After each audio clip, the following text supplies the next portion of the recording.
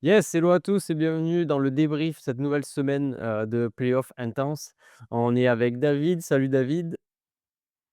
Salut Julien, merci à toi encore pour l'invitation, ça fait plaisir, on va essayer de débriefer, cette, ce magnifique week-end de divisional, on se rapproche, petit à petit de la fin, Ouais, heureusement. alors, c'est triste d'un côté, mais c'est cool parce que ça fait de belles affiches et non, mais pas de souci. Maintenant, de toute façon, tu es dans l'équipe et tu fais partie des meubles. Mais ouais, en tout cas, ravi que tu puisses apporter ton expertise. On part directement parce qu'il y a quand même pas mal d'affiches, avec la première section du coup, l'image de la semaine. Honnêtement, on a hésité et oui, ça va vous paraître bizarre parce qu'il y en a une qui sort du lot et vous savez très bien de laquelle on va parler.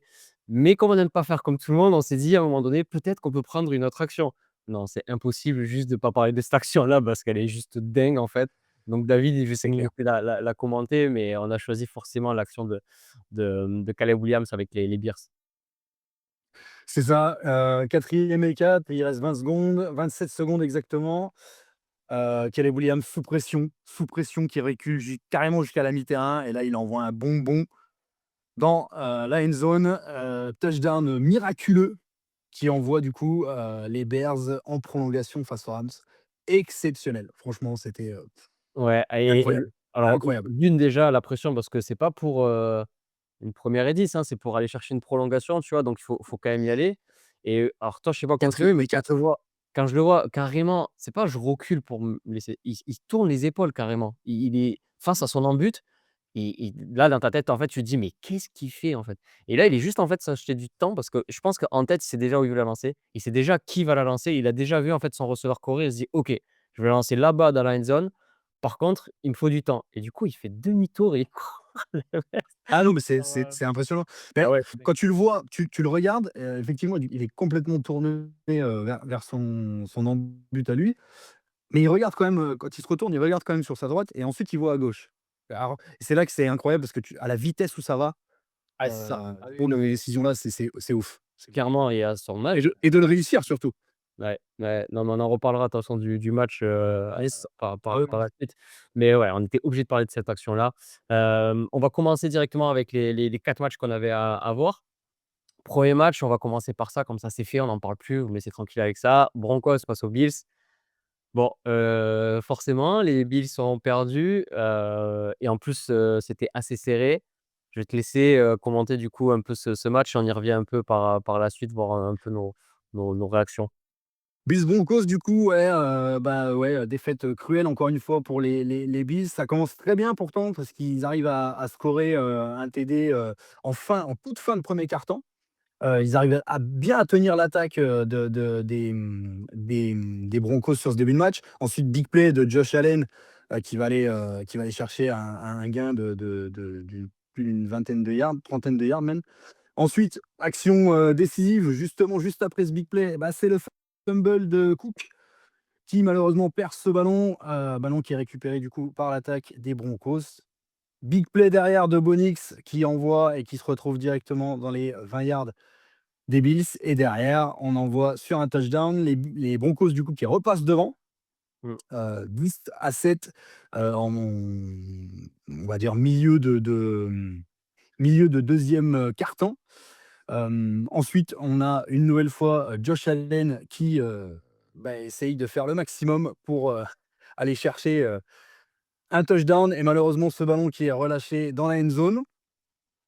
Du coup, ça score juste un field goal. Derrière Bonix, une nouvelle fois, un big play pour trouver directement dans sa end zone son receveur. 17-10 juste avant la mi-temps pour les Broncos. Donc là, on se dit que est-ce que les Broncos vont prendre, la poudre d'escalade? Pas du tout. Les Bills vont revenir dans ce match une nouvelle fois. Josh Allen qui prend ses responsabilités malheureusement. Le fumble, heureusement, on croit recouvert, mais finalement pas du tout. Recouvert par la défense des Broncos qui aura quand même, provoqué 5 pertes de balles, Ouais. les Broncos durant ce match. C'est quand même, juste énorme. Derrière, ils vont scorer un field goal, ils prennent 10 points d'avance. Là, on croit que c'est terminé et finalement, bah, encore une fois, ils retrouvent les ressources nécessaires pour aller, chercher, quelque chose. Là, on est à 23-10, 13 points d'écart et finalement, touchdown de Coleman qui ramène les Bills à 23-17 dans ce, 3e quart-temps. Et dans ce début de 4e quart-temps, Josh Allen qui encore une fois va chercher son, tight end Kincaid dans la end zone, qui va permettre du coup aux, Bills de revenir à hauteur des, Broncos et même de passer devant. Derrière une passe de Josh Allen qui, va trouver Khalil Shakir. Malheureusement, cette passe va toucher le sol avant la réception. Du coup, on se contente seulement d'un field goal. Il reste 4 minutes à jouer. Là, on se dit: «Il va falloir que la défense fasse le taf». Et puis au final, big play, terrible de Bonix qui trouve dans sa end zone son receveur à 55 secondes de la fin. Et alors le receveur, Mims qui se blesse un petit peu parce que du coup, il prend le caméraman, dans le dos, sur la glissade. Et puis derrière, le field goal à, 10 secondes de la fin des Bills qui permet aux Bills d'aller en prolongation. Et puis, cette, victoire des Broncos sur un field goal. Encore une fois, comme ils ont fait toute la saison, ils gagnent sur, une possession, très limite. Pas été extraordinaire du côté des Broncos, mais ça passe. C'est encore raté pour, les Bills cette saison, ce qui du coup a provoqué le licenciement derrière de Sean McDermott. Alors c'est ouais, on n'a pas vu l'action qui a fait un peu parler, c'était l'interception, du coup, Ouais, je voulais y revenir, passe ouais. de Josh Allen, une longue passe de Josh Allen. Elle a fait beaucoup parler, cette interception. Et du coup, bon, malheureusement, ça a été un peu le tournant du match, heu et qui a permis du coup aux Broncos d'aller chercher, cette victoire. Je suis d'accord en fait et c'est je comptais y revenir par la suite. Pour moi, en fait, comment je vois la chose, c'est qu'une action, celle-là est déterminante, on peut pas dire le contraire. Oui, il y a erreur d'arbitrage, c'est clair et net sur les images. Encore une fois, faut-il, le voir différemment, mais ils ont quand même les la vidéo maintenant, donc il y a pas trop d'excuses à avoir. Par contre, je suis pas partisan à chaque fois de dire: «Ouais, une erreur d'arbitrage a fait tourner le match en une faveur ou en une autre». Ils avaient qu'à se le rendre plus facile, en fait et c'est là où, pour moi, les Bills, pour moi, quand je vois ce qu'ils ont fait les Broncos, ils font pas un match dégueulasse, mais ils auraient pu se le rendre plus facilement. Il y a deux trois erreurs peut-être évitables et c'est là où je me dis: «Bah, en fait, vous avez joué avec le feu, là, ça passe pas dans votre sens et des erreurs, il y en aura toujours». Même si celle-là, honnêtement, j'avoue que, on le voit très bien, les genoux, ils sont pas au sol, encore, une fois que le ballon est réceptionné. Donc en fait, qu'on remette dans le contexte. Si on réceptionne la balle et que les genoux vont au sol après, c'est une réception. Si le mec réceptionne la balle alors que ses genoux sont déjà au sol, c'est pas une réception et là, ils considèrent que les genoux étaient déjà au sol alors que quand vous faites, un arrêt sur image, on voit très bien la différence. Donc ouais, moi je suis d'accord avec cette chose-là. Après, plus en détail, je trouve que les Bills en plus font un bon match assez complet, tout le monde tient son rôle, les Broncos arrivent à s'en tirer. Peut-être le supporter qui va parler, mais je trouve pas qu'ils aient montré quand même des choses exceptionnelles. Mais c'est comme, à l'image des Broncos, rien d'exceptionnel, mais 1er seed et ils sortent même les Bills.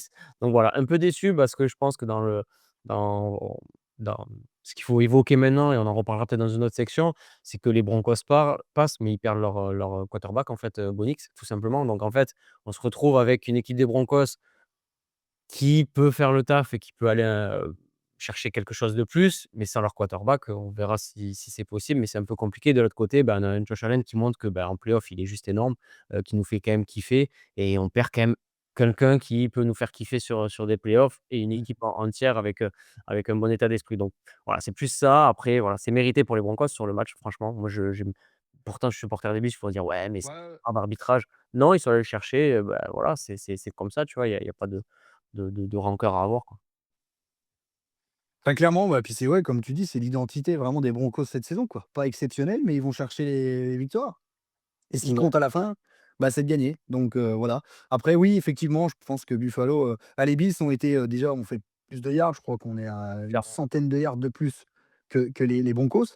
Malheureusement, il y a eu cette défense de Denver qui a réussi à jouer un petit peu, on va dire, de manière un peu, opportuniste, si tu veux, en capitalisant sur, les erreurs qu'ont pu faire, l'attaque des Bills, notamment de Josh Allen, et Cook. Les fumbles, les pertes de balles là-dessus qui ont été, catastrophiques, quoi. On l'a vu sur un fumble, le fumble de Josh Allen, il est terrible parce qu'il fait un big play où il va gagner, tu vois? Il Ouais, pourrait derrière. assurer en se disant et derrière, tu vois, il lâche le ballon et perte de balle et derrière ça score, tu vois?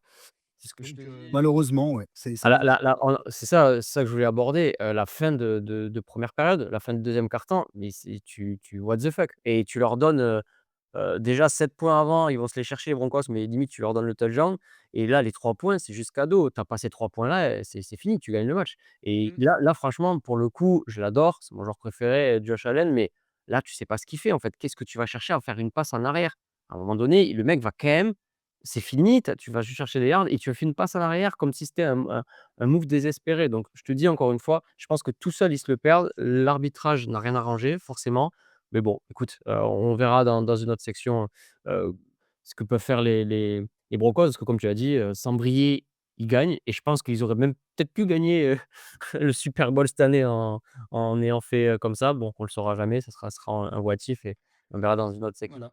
On va passer à un autre match du coup. Alors là, si vous aimez les défenses, welcome, les turnovers, welcome. Si vous aimez les beaux jeux d'attaque, vous attendrez le match d'après. On va parler des Patriots face aux Texans. C'est Je vais te laisser, commenter ce match, enfin les images, de ce match. yes. Patriots-Texans, c'était le match qu'on attendait, pour les Patriots pour, vraiment qu'ils soient en face d'une grosse défense et ça commence très bien, sur cette quatrième tentative, Drake Maye qui, trouve, son, receveur pour aller scorer, au bout de 9 minutes de jeu. De l'autre côté, il y a rien du tout qui se passe du côté, des Texans et là, premier turnover, le fumble de Drake Maye recouvert, heureusement, par Ouais. les Patriots parce que sinon ça aurait été extrêmement compliqué. Et là, ben, on va voir, on va assister, à un florilège de CJ Stroud sur cette interception qui est juste catastrophique. Enfin, il lance à 3 mètres quand même, devant son receveur. L'interception est magnifique par contre, hein. Le genou juste avant la sortie en touche, c'est sublime. Derrière, nouvelle, nouvelle, beau lancer par contre cette fois-ci de CJ Stroud qui trouve enfin quelqu'un dans la end zone pour les Texans. À ce moment-là, il passe devant. Là, extraordinaire, au lieu de prendre le sac, CJ Stroud, qui a quand même, de l'expérience maintenant dans la ligue, envoie un magnifique pick six du coup, pour les Patriots qui vont reprendre l'avantage. Très belle défense des Patriots quand même sur ce match, Ouais. il faut le signaler. Derrière, une nouvelle fois, Drake Maye qui va, magnifiquement trouver c'était Stephen Diggs, qui n'aura pas été beaucoup trouvé, hein, durant cette rencontre, mais voilà, décisif, 20-10 pour les, Patriots. Une nouvelle fois, CJ Stroud qui, lance une belle interception, elle est magnifique. Alors, il est pas fautif sur toutes, on va pas se mentir, mais, enfin à force, ça fait quand même, vraiment beaucoup. Ça fait vraiment beaucoup, c'est ouais, ouais, tu peux te tenir le casque parce que c'est vraiment, pas beau. Derrière, nouveau fumble, une nouvelle fois de Drake Maye. Il me semble encore que c'est Will Anderson qui en a provoqué 3, me semble-t-il, sur Drake Maye. Juste ouais, énorme. Derrière, et ben, extraordinaire, nouveau turnover et fumble du running back cette fois-ci, des, Texans. Le jeu à la course qui a vraiment été catastrophique, hein, du côté des Texans sur ce match-là. Il y avait des Ça mauvais quand même corps, mais ça excuse pas tout, ouais. Voilà, ça survient quand même juste derrière le fumble de Drake Maye, recouvert par les Texans. Ouais. Sur le drive derrière, ils refont un fumble et du coup, voilà, ça en restera là, derrière l'attaque des Texans n'a vraiment rien pu faire. Victoire 28-16 des, Patriots. Bah, du coup, qui confirme un petit peu, ce qu'on attendait d'eux. Moi, personnellement, j'attendais de les voir face à une grosse défense. Ça a été le cas. Bon, il y a eu quelques, choses qui n'ont pas été, mais ils ont été là. Donc bah, écoute, bravo à eux, ils sont en finale de conférence. Ma foi, voilà, Ouais, du côté des Texans, bon, assez catastrophique. La semaine dernière, je sais pas si tu te rappelles, en débriefant le Texans Steelers, on disait, «Est-ce que CJ Stroud serait capable de refaire un match aussi, moche que contre les Steelers?» Il a fait pire. ouais, malheureusement, en fait, ça le fait basculer en 2 matchs. Ça va très vite la NFL de: «Ah, il a fait une erreur. Ah, ben, en fait, est-ce qu'il vaut vraiment, les qualités qu'on lui loue, en fait?» Et c'est là où, bah, avec ce match-là, en plus, c'est fin de saison, donc on ne saura pas jusqu'à l'année prochaine. Dans la tête, ça va gamberger parce que là, franchement, il fait un mauvais match. Alors oui, on a des conditions qui sont pas bonnes, heu et comme tu l'as dit, il est pas peut-être fautif sur toutes, mais là, ça fait beaucoup. Quand tu te fais intercepter 3 fois, que tu fais pas forcément les bons choix, que c'est 4 encore, encore, ouais, le 4 4. fois, tu vois? Ouais, parce que je pense qu'il y en a une, c'est vraiment pas sa faute. Les 3 autres, quand même, on peut lui donner.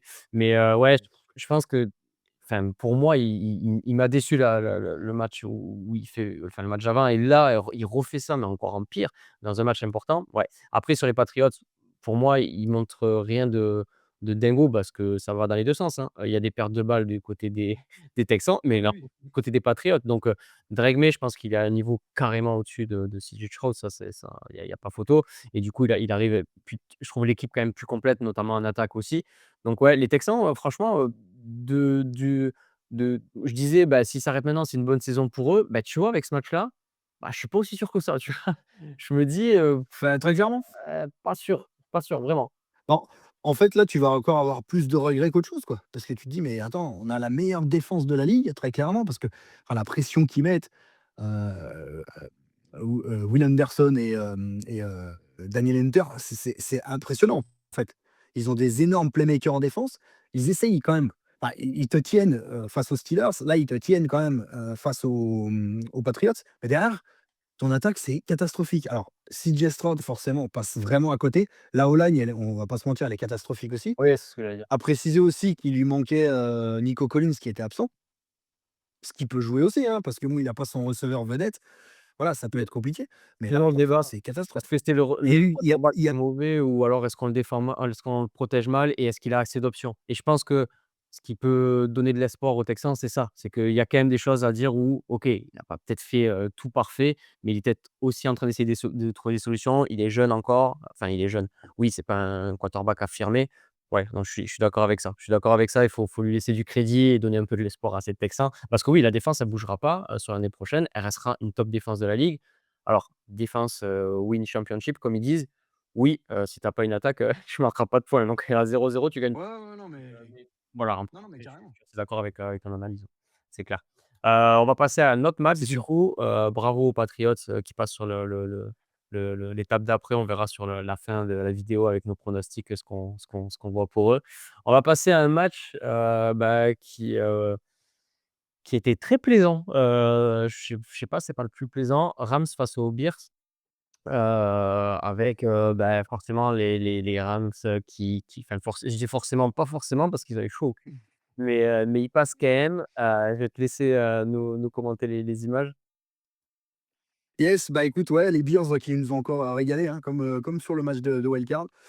Ça commence, plutôt fort avec une première interception lancée, par, Caleb Williams qui était en bonne position quand même malheureusement. Ça joue la quatrième, c'est interception. Derrière, bah, on connaît, hein, l'attaque des Rams qui déroule. Kyren Williams directement, 1er touchdown, c'est fait.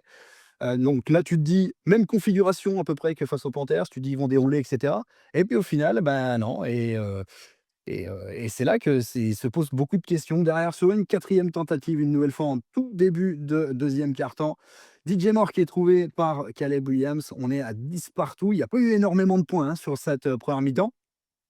Nouvelle interception lancée par Caleb Williams. C'était dommage parce que franchement, ils étaient vraiment dans le match et tu te dis: «Mais pourquoi il fait ce genre d'erreur-là, quoi?» C'est terrible. Derrière, les, Rams qui vont reprendre une nouvelle fois, le l'avantage. Ça a beaucoup joué sur la course durant cette rencontre. McVay a vraiment bien joué, franchement sur ce match. Ça a épuisé un petit peu la défense. Derrière, bah, Caleb Williams dans ses œuvres qui va aller chercher un énorme big play dans ce quatrième quart-temps. Tu dis: «Mais comment il peut passer d'interception dégueulasse à ça?» Derrière, quatrième tentative, sur une, 4e et goal à 3 minutes de la fin, hein. Mmh. Il se loupe et puis bon, bah, l'action, magnifique, sur ce c'est incroyable. Ouais, ouais, cette action, Il y elle a est rien à elle est dire elle est et il est dans les mains, quoi, il est dans les mains. Le receveur, il a même pas franchement à énormément bougé, il hop, dans les mains, c'est catché. Du coup, ça envoie, ce match en prolongation. Les Bears qui, vont avoir la possibilité, bah, de gagner ce match et puis, drive franchement bien mené depuis le début et puis là, bah, malheureusement, pourquoi il la lance ici? Je ne sais pas. ouais, là, il y a Incompréhensible. Après l'action qui te fait, sous pression à 20 secondes de la fin, bah, voilà et derrière, bah, ça joue, très bien du côté, des Rams. Le kicker qui ne tremble pas parce que alors le temps, très compliqué, le vent et cetera. 42 yards, les Rams assurent leur statut de favoris, de contender. Ils sont présents en finale NFC. Yes. Ouais, après, enfin, pour rebondir là-dessus, Caleb Williams, c'est pour ça que j'ai montré autant les interceptions que les big plays. Il souffle le chaud et le froid, clairement. Enfin, il fait des actions de génie et il fait des trucs parce que alors, encore une fois, l'interception, la première, OK, mais la 2e là, mais pourquoi il lance là-bas? Enfin, là, c'est pas une question de: «Ouais, mais ça va vite, sous le casque, c'est pas la même quand on y est» Ah et non! cetera. Parce qu'en fait, il a énormément de temps, quoi. Bah, là, il est dans sa pocket, lui, pour le coup, il est bien protégé. Franchement, c'est la grosse différence avec, CJ Stroud, par exemple. Donc, bah, mec, qu'est-ce que tu fais? Par contre, à côté de ça, il a des éclairs de génie. Je pense que honnêtement, c'est la jeunesse qui fait qu'il a des décisions comme ça et je pense vraiment que l'année prochaine, il sera carrément, je me mouille, mais dans la discussion pour le MVP parce que je pense que ça, c'est des choses qui se régulent très facilement et que quand tu montes des actions de génie comme il a montré, je pense que tu tends plus vers devenir un très gros quarterback que, un potentiel quarterback. Donc, franchement, bravo, l'équipe est ultra complète. Heu, Moi, franchement, les Bears, tu vois, par exemple, eux, même s'ils s'arrêtent aujourd'hui, pour moi, la saison est réussie et c'est une des équipes qui a le meilleur espoir pour, l'année prochaine pour faire mieux que ce qu'ils ont fait là. Tandis que les autres, je suis pas sûr qu'ils fassent mieux et pour les Rams, bah, j'ai envie de dire, ils ont fait du Rams. Comme on le disait, ils appuient sur l'accélérateur, ça passe. Contre, la Ça. première équipe, c'est passé. Contre celle-ci, ça passe. On va parler de l'équipe qu'ils vont rencontrer après. Je suis pas sûr que ça passe. Donc, encore une fois, attention. Et ils commencent très bien les matchs, ils savent accélérer sur la fin quand il faut passer devant. Mais au milieu, tu peux en prendre 30 quoi. Face à une équipe qui, on le verra, peut en mettre 30 ou 40. Donc ouais, il faut faire attention à ça, ouais. Toi avec le recul, tu as quelle analyse sur cette rencontre? Bah, écoute, ouais, je suis assez déçu pour les Bears, mais aussi vraiment, je pense qu'il y a une satisfaction quand même à avoir, de leur côté. Attention quand même, ça peut être piège. La deuxième saison, qui sera la saison de la confirmation, on l'a vu cette année avec les Commanders, hein, tu vois? C'était un peu l'équipe surprise l'année dernière. Ils n'ont pas forcément confirmé cette année, à voir l'année prochaine. C'est vrai que c'est dommage parce que, Caleb Williams, tu as des éclairs de génie et derrière tu as des erreurs niveau débutant, quoi. Tu te dis: «Mais Ouais. comment c'est possible?» Puis de l'autre côté, bah, les Rams, bah, je pense qu'il y a aussi l'expérience de ces matchs un peu à pression, des matchs un peu serrés, tu vois? Dans des contextes, de climat qui sont assez compliqués. Bah, voilà, ils ont été encore, on va dire clutch. Ils ont su, prendre les points quand il fallait les prendre, faire ce qu'il fallait quand il fallait. Sean McVay a encore parfaitement géré tout ça, rien à dire. Ils ont leur place en finale, largement, largement. C'est la continuité de leur saison régulière, mais attention quand même à cette instabilité au niveau durant le match qui peut peut-être, leur poser problème, sur une finale de conférence. Et du coup, ouais, Mmh. finale de conférence Ouais. face à qui? Ben, on va aborder le dernier match du coup. C'était les 49ers face aux Seahawks. Donc, bon, on se doute que c'est le match que tu as préféré, hein, au vu de de Ah de bah, c'était, mais, extraordinaire. J'avais passé une nuit fantastique. et ouais, au vu du spectacle, je vais te laisser nous commenter ça. Alors là, par exemple, si les Patriots, on s'est emmerdé, il faut être honnête, avec les turnovers et le jeu de défense. Alors là, ceux qui voulaient de l'attaque, bon, ça a marché que dans un sens, hein, mais je vais te laisser, ouais, nous commenter ça, ouais. Très clairement, bah, écoute, ouais, d'entrée, hein, le kick return de Rachid Shaheed. Donc, bah, là, autant dire que j'étais déjà debout, sur le canapé. Enfin, c'était fantastique, quoi. C'était l'action qu'aurait pu être au début de l'émission. Mais Bah, bon, OK, OK. ouais, après tu te dis que bon, cette action-là, je veux pas dire qu'elle plie le match, mais si Shahid se fait plaquer au 30 yards, c'est pas le même match. C'est Parce que pas derrière, pareil. tu as ton attaque qui rentre et tout, tu vois? C'est pas pareil. Donc derrière, tu mets déjà directement les 49ers sous pression. Derrière, bah, la défense des Niners qui réussit à répondre quand même, parce qu'on s'était quand même bien, bien rapproché une nouvelle fois, de la end zone. Bon après voilà, on score, sur field goal. Derrière Sam Darnold qui, légèrement diminué, trouve parfaitement en fond de end zone, pardon, Smith Njigba, le meilleur receveur, clairement de la ligue Oui, cette saison. je te l'accorde. Magnifique, Ouais. magnifique, donc voilà, bah, là, tu es à 17-0. L'attaque, comment, des 49ers est complètement inexistante. Là, bah, nouveau TD de Kenneth Walker qui a pris un petit peu, la lumière, malheureusement à cause de la blessure de Zach Charbonnet. Bon, ça, on y reviendra après. Nouveau TD, le doublé pour Kenneth Walker. Non, c'est le troisième celui-là, c'est le troisième. Ouais. Ouais, c'est le triplé là, voilà, c'était, définitivement, terminé. Puis derrière, bah, il y a pas eu grand chose, hein, qui s'est passé, voilà, Nouveau fumble pour les, 49ers récupéré par Nick Emmanwori, pour moi le rookie défensif de l'année, mais bon ça après voilà. Hem, C'était passé pour les 49ers face aux Eagles. Malheureusement là, il y avait quand même, vraiment aucun espoir, si je puis dire, quand même pour les Niners, avec toutes les blessures et tout qu'ils avaient. Bon, en soi, il leur manquait uniquement un joueur, hein, par rapport aux Eagles, c'était Kittle. Mais il y avait quand même le retour de Purcell. Purcell qu'on n'a absolument pas vu, hein. Je crois qu'il a fait 0 réception, 0 yard, enfin il y a rien du tout. Non, là, je pense la marche était bien trop élevée pour, espérer quelque chose, surtout dans ce contexte-là. Tu prends un kick return d'entrée, tu es au Lumen Field, Ouais, non, clairement, ils se oui, sont il fait faut surclasser et c'était plus ou moins attendu et en plus, comme tu l'as dit, on aurait pu espérer au moins une mi-temps peut-être, ce soit un peu serré, mais là, tu prends ce retour de kick d'entrée, derrière ça déroule. Ils essayent, hein, c'est pour ça que j'ai mis des actions où les enfin, ils essayent des plays, mais en plus derrière tu prends des fumbles, enfin bref, il y a rien qui marchait en plus, quand ça va pas dans ton sens et franchement la marche est trop haute, c'est même pas: «Ah, ils ont pas de chance», ils ont pas le niveau là et même avec leur équipe au complet, franchement ça aurait été un match différent, mais là, ce qu'ils ont montré les Seahawks, heu, c'est pas dégueulasse et on parce que OK, Njigba, on savait, mais alors là, cette petite pépite qui éclot là, je vais te laisser nous dire, hein, parce qu'en plus, c'est suite à une blessure, qu'il arrive là. Mais alors lui, triplé, c'est juste énorme ce qu'il fait là. Bah, alors Kenneth Walker, qui éclot, oui et non, parce que sa première saison était bonne.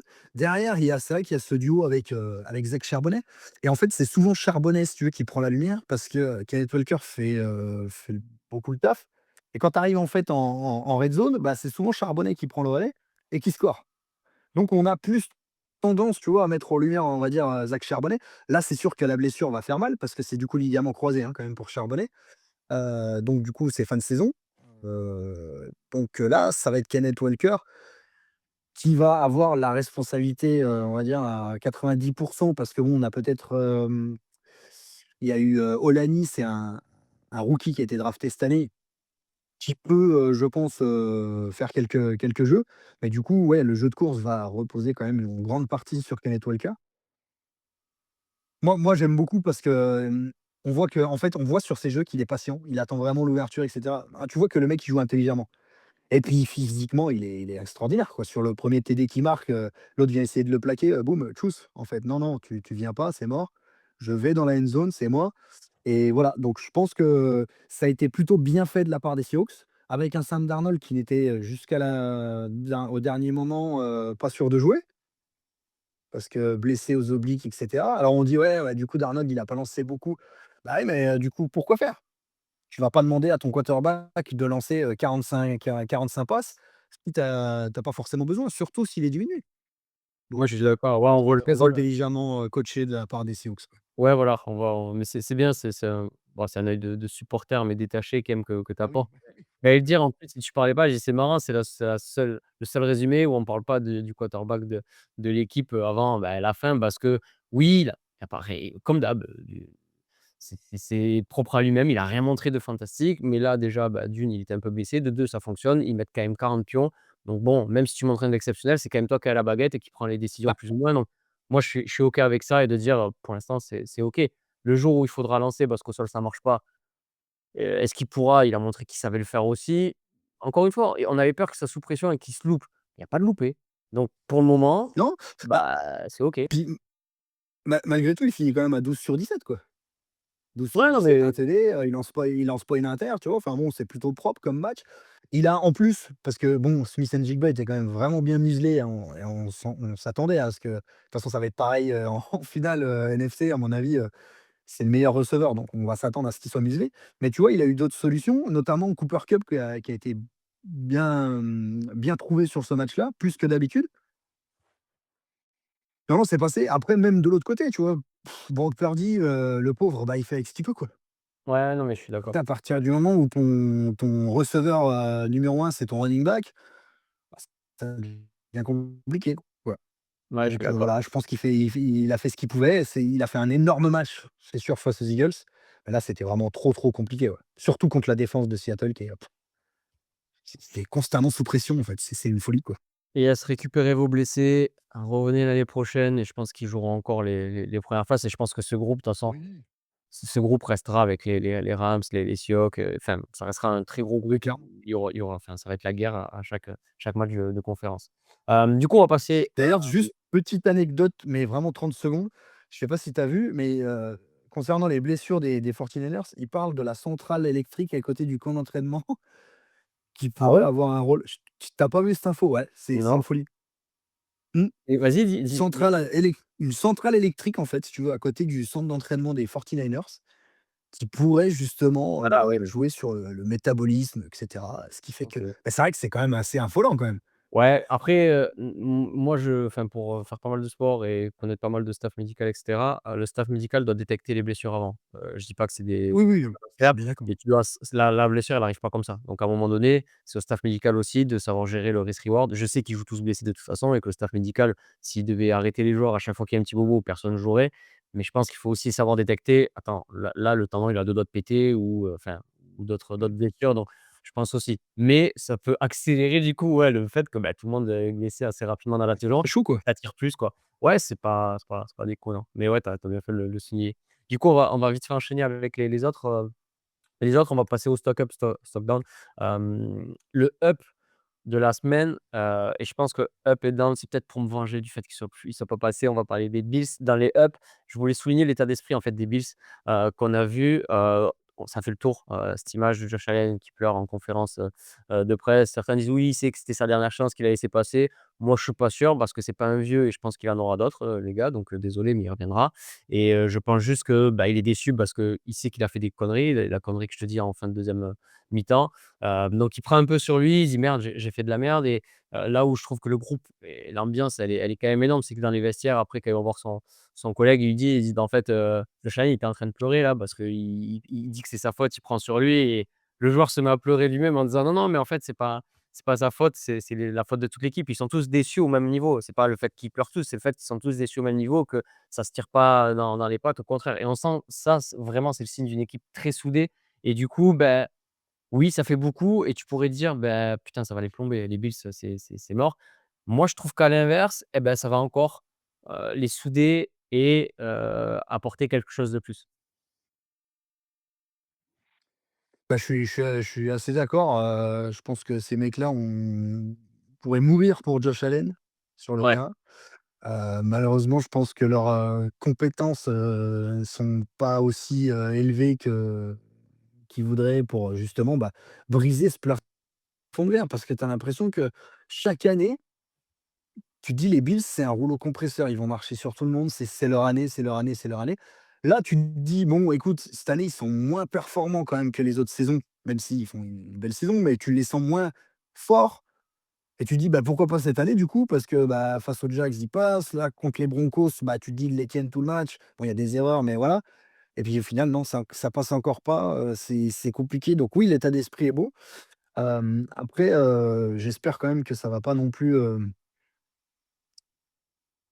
il faut pas trop non plus faut qu'ils se remettent en question aussi à un moment donné, à se dire: «Mais pourquoi on n'arrive pas à franchir ce plafond de verre, quoi?» Qu'est-ce qui Ouais, fait que tu vois ce que je veux dire? je suis OK avec toi et du coup, on va faire la transition avec le down qui va concerner aussi les Bills parce que comme tu l'as dit, ils sont prêts à mourir pour Josh Allen. Je suis pas sûr qu'ils soient prêts à mourir pour, McDermott. Bah, justement, ils l'ont dégagé. Alors, c'est un down parce qu'il a pas réussi et je pense qu'il y a eu des années, peut-être pas cette année, mais d'autres années où il avait les outils pour, y arriver. Il a pas réussi donc encore une fois, c'est dans les downs, mais on va se poser à chaque fois la même question. Est-ce que de virer le coach, c'est une bonne chose ou est-ce que, bah, il manque, d'outils sur l'équipe et sur les joueurs? Comme tu disais, à un moment donné, il faut se remettre aussi face à soi-même et se dire: «On a tout essayé, on n'a peut-être pas le niveau espéré pour y arriver» ou alors, bah, c'est le coach qui arrive pas à nous faire arriver à tel niveau. Ça, bah, c'est l'année prochaine qu'on aura la nouvelle, vision et on verra si Et j'ai raison ou pas de le virer. Mais en tout cas, ouais, le coach qui s'en va, c'est honnêtement, je trouve pour lui, c'est alors il retrouvera certainement un job dans une équipe, mais je trouve que c'est vraiment péjoratif pour lui parce qu'il a quand même eu les outils plusieurs fois, oui. ça a rien fait de dingo. Moi, je trouve que c'est logique, surtout pour une équipe qui a les ambitions, d'aller gagner le Super Bowl, tout simplement. C'est clair. Bon après, il peut lui mettre un crédit d'avoir eu, quand même les Ravens, les Chiefs de Mahomes, tu vois? L'AFC ces dernières années, voilà, c'était quand même très compliqué, mais effectivement, il avait les outils pour aller chercher ce titre. Il y a eu des décisions qui ont été prises absolument inconcevables de sa part et moi personnellement, tu vois, je l'aurais plus vu sauter, saison dernière. Parce que saison dernière, tu avais vraiment les Bills qui étaient, pour moi, ultra favoris, plus que les Chiefs. Très honnêtement par rapport à la saison dernière et au final, ça passe encore pas, tu vois? Donc moi, je l'aurais déjà écarté à ce moment-là. Après, il y a eu, je pense, cette réflexion de se dire: «Bon, bah, au fait, on va le garder parce qu'on est vraiment sur la bonne lancée. Il manque pas grand-chose pour que ça passe» et au final, Ouais ça n'a pas et matché donc à voir, comment ils vont repartir la saison prochaine, ouais. ouais et du coup, on va faire la transition, avec la prochaine section. Alors d'habitude, on parle de stats et là, on va la changer parce que je pense que ça donne lieu à quelque chose de nouveau. Bon, du coup, McDermott qui s'est fait virer, mais on va parler un peu des chaises musicales et les coachs à NFL parce qu'alors là, c'est dingo le tout ce qui se passe. On va essayer d'aborder les choses majeures. On va pas parler des coachs offensifs, défensifs de chaque équipe. Déjà, est-ce que tu peux Mmh. faire le point sur les coachs qui ont été virés là, déjà cette année avec leur équipe? Alors McDermott, donc du coup, on vient d'en parler, lui, c'est ciao. Harbaugh aussi du côté des Ravens, pareil, ciao. McDaniels du côté des Dolphins, tchuss. Alors après on a, bon, c'est le head coach offensif, mais des Eagles, Kevin Patullo aussi qui a été remercié le lendemain de la défaite face aux, 49ers. Je perdais le nom, 49ers. Kevin Stefanski aussi des, Browns, qui a été, remercié. On Donc a les Falcons aussi qui ont dégagé leur coach, on a les Raiders aussi. J'ai ah bah, oui, oui, ouais, oui, c'est vrai, c'était les premiers à avoir sauté au hippie de Carroll. Bon, bah, là, lui, ça y est, c'est retraite, hein, c'est merci, voilà, et c'est profite de ta retraite, Pete. Merci pour tout ce que tu as fait en NFL, mais voilà, c'est ciao. Et puis oui, oui, les Colts aussi. Colts Ouais, au aussi. niveau des remerciés, ouais, je crois que c'est tout, enfin, c'est qui est déjà pas mal, hein. Ah, c'est Ce qui énorme, est déjà pas mal. c'est énorme. Bah, typiquement en AFC, Nord, il reste plus que les Bengals qui ont leur coach. Ouais. Le seul qui légitimement devrait dégager Ouais. est toujours là, lui, tu vois? C'est quand même assez incroyable. Ouais, c'est dingue. Donc voilà, on a fait le point, mais vous avez vu qu'il y a beaucoup, beaucoup de changements. Du coup, qui a été engagé du coup? Pas tous, loin de là. C'est quoi les moves les importants là, si jamais on devait en citer quelques-uns? Alors il y a, du coup Stefanski qui a été engagé par les Falcons. Qui était là, le Il coach y des a Stefanski qui était le coach des Browns. voilà, Voilà. À Miami, c'est Jeff, Hafley qui a été engagé. C'est l'ancien coordinateur défensif des Packers yes. et aux Giants, il y a normalement John Harbaugh.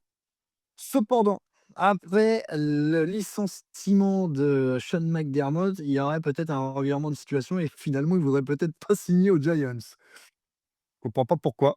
Parce que Ouais. honnêtement, avec ce qu'on a aux Giants, ça peut être assez intéressant, hein, avec un Moi, sur vrai le coach projet comme, Harbaugh. sur le projet, c'est moins risqué. D'ailleurs, Charles, si tu nous regardes, n'hésite pas à mettre un petit commentaire de ton avis là-dessus, parce que de là qu'on parle de ton équipe, mais ouais, non, je suis assez d'accord. Moi, en tant que coach, en tout cas, je veux Jalen, de suite. Après, on n'a pas toutes les infos à chaque fois, c'est facile pour nous de se positionner. Mmh. Mais ouais, en tout cas, on voulait faire un point sur ces coachs-là rapidement pour vous dire que, bah, ça va beaucoup bouger. Il faut prendre aussi en compte que l'année prochaine, du coup, ça va être des nouveaux projets parce que quand un coach arrive, ils refont, tout, le book de play avec et cetera, donc ça met un peu de temps. Il faut se familiariser avec les joueurs et cetera, donc il va y avoir aussi, ça à prendre en compte l'année prochaine. Ça rebat un peu les cartes, mais il fallait, surtout sur certaines équipes. Donc voilà, on voulait un peu aborder ça et vous montrer à quel point ça peut Oui, bouger. juste aussi, bah, Mike Tomlin aussi, le coach, légendaire des Steelers, qui lui n'a pas été remercié, mais qui a démissionné. Donc, à voir la suite parce que étant donné qu'il a démissionné, les Steelers possèdent toujours les droits sur lui. C'est-à-dire qu'en fait, ils peuvent, décider de D'où il bah, va. s'il veut partir ailleurs, il faut que les Steelers donnent leur accord, quoi. Mais tu vois, sur ça, tu fais bien de le dire parce qu'on le disait la semaine dernière, les Steelers, ça va être compliqué. L'avenir, il est assez sombre. Le lendemain, ça tombe, genre, ils démissionnent. Donc bon, ben, je pense qu'on n'était pas les seuls à avoir cette, vision. Ah ouais. Et après, pareil, ça veut dire que Aaron Rodgers, est-ce qu'il s'arrête? Est-ce qu'il s'arrête pas? Bref, je pense qu'il a des infos qu'on n'a pas. Il s'est dit: «Moi, je vais pas dans ce bourbier, j'arrête» et comme tu l'as dit, en plus, sans savoir s'il va Mmh. pouvoir reprendre un poste. Peut-être un universitaire ou des choses comme ça, à voir, mais peut-être qu'il y a une clause d'1 an sans exercer dans son contrat. On sait pas trop, mais Ouais, moi, je le vois bien, consultant télé, tu vois? ouais, aussi. Bon, à mon avis, il fait pas ça sans savoir derrière, mais il a quand même deux-trois idées. Oui, oui, oui, oui, oui, mais c'est sûr, On c'est va sûr. passer rapidement, ça on manque on va manquer de temps si on veut pas faire trop long. Sur la question de la semaine, on va faire très court. 1 minute chacun, je pose la question, tu dis ton avis, je dis le mien. Je vais commencer. La question c'est: les Broncos peuvent-ils espérer quelque chose avec la blessure de Bonix? Non. Voilà, à toi. Écoute, non plus. Voilà, comme ça au moins c'est réglé. Non, non. Franchement, on va pas débattre, le quarterback qui le remplace, on l'a pas vu lancer, depuis 2022-2023. On en parlait Même encore pas, en de 2023, on sait pas ce que ça vaut. Alors oui, il peut y avoir une belle surprise, une story comme ils savent le faire à NFL. Le mec sort de n'importe où et il les qualifie. OK, très bien, le pourcentage de chance est très faible, donc je dis non, clairement parce qu'en oui, moi non. Moi pas je te suis totalement. bon voilà, au moins réglé et si vous pensez l'inverse, n'hésitez pas en commentaire, dites-nous et hâte de savoir pourquoi et surtout donnez vos arguments. On va passer directement, bah, du coup à la partie, assez cool, les pronostics, de cette prochaine, session de playoff. Alors je me remets sur les affiches même si on les connaît, par cœur. On va commencer d'abord, par le côté, on va dire, Broncos, Patriots, côté, côté, AFC, je vais y arriver. Toi, tu vois qui entre les 2 passer? Bah, ouais, on vient d'en parler. Je pense que les Patriots, voilà, ont quand même un avantage parce qu'il y a la blessure de Bonix. Mais attention quand même à la défense de Denver. Si les Broncos passent, c'est grâce à leur défense. Sinon, voilà.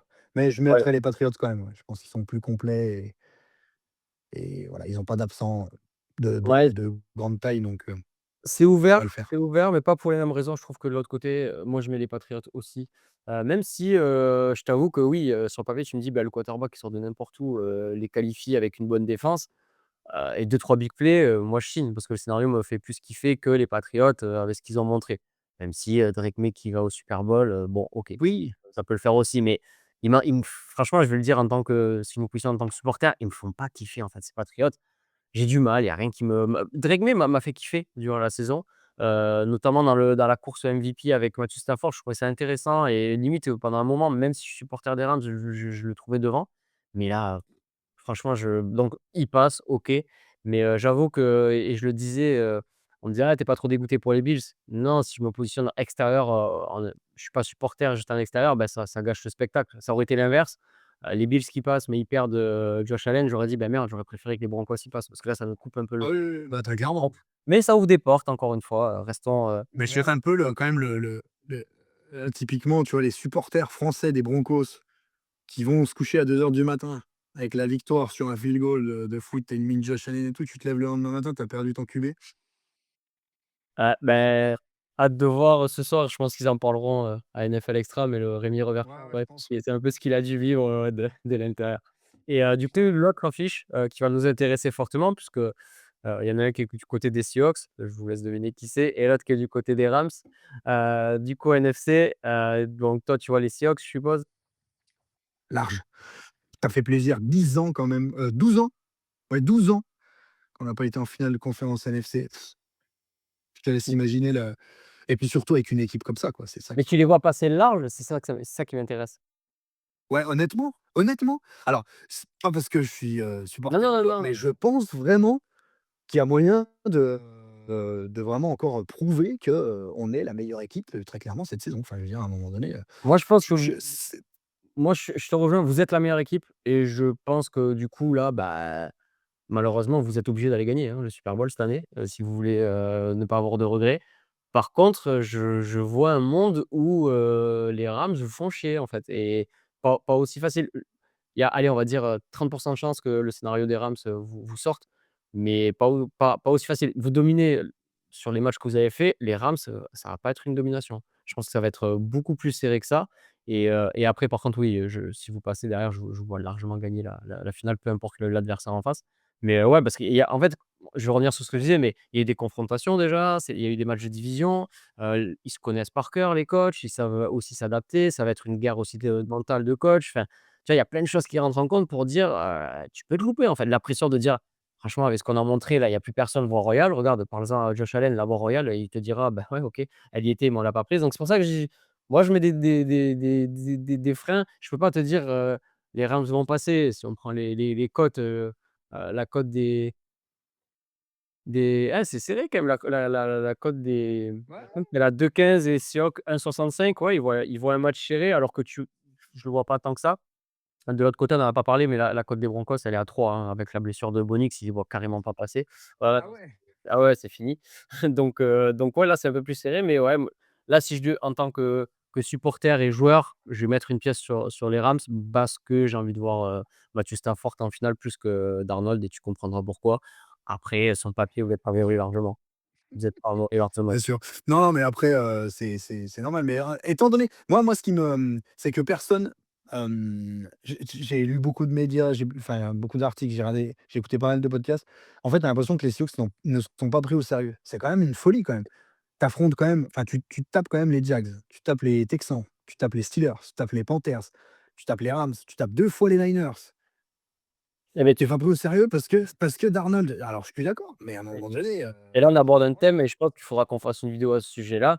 La hype et le marketing de la NFL est tout aussi important de ce qui se passe sur le terrain et je pense que les Seahawks, c'est ça, heu, dans le choix de plein de choses, ça peut être d'un logo, des couleurs, de c'est con, hein, mais aux États-Unis, c'est ça, en fait. Ton produit, on le voit, hein, il y a des Oui, oui, tout produits, nutritionnels qui marchent et c'est de la merde, mais parce que le marketing est bien fait et je pense qu'ils empathisent de ça, donc qu'est-ce qui fait que tu es bon en marketing? Bah, un gros quarterback, ils l'ont pas clairement, et on en bah, parlait clairement. on en parlait en off. Qui est-ce qu'ils vont prendre l'année prochaine sur Netflix? C'est con, mais ça on en vient là. C'est-à-dire que l'année prochaine, tu sors, la série avec, Darnold dans ta série et ils arrivent à faire quelque chose où ils s'attachent et pour peu vous êtes champion, bah, c'est sûr et certain, les Seahawks seront beaucoup plus pris au sérieux. Alors que sur le terrain, ça Ouais, aura pas. ouais.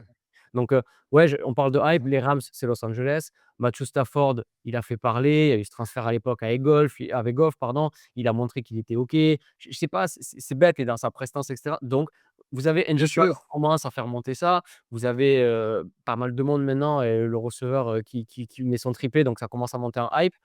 Moi, je pense que ceux qui connaissent vraiment le foot US mettent les Seahawks très haut et ils les respectent. Sinon, c'est que de la hype, en fait et c'est que des personnes qui connaissent pas et là, à ce moment-là, oui, je te dirais: «Ah mais non, mais les Rams, oui, parce qu'en tête, on est biaisé». Mais si tu prends le niveau pur, je trouve que les Seahawks, quand même, ils ont montré que c'était respectable, plus que les Broncos, par exemple, tu vois? Qui pourtant finissent 1er de la, first seed aussi, tu Mmh. vois? Je trouve qu'ils sont quand même beaucoup Bien sûr. au-dessus, ouais. Et à contrario, tu vois, on se hype plus sur les Patriots, alors que, bah, je suis désolé, mais, on me dit le calendrier. Ouais, le calendrier, bah, oui, effectivement, ils ont joué des plots, voilà.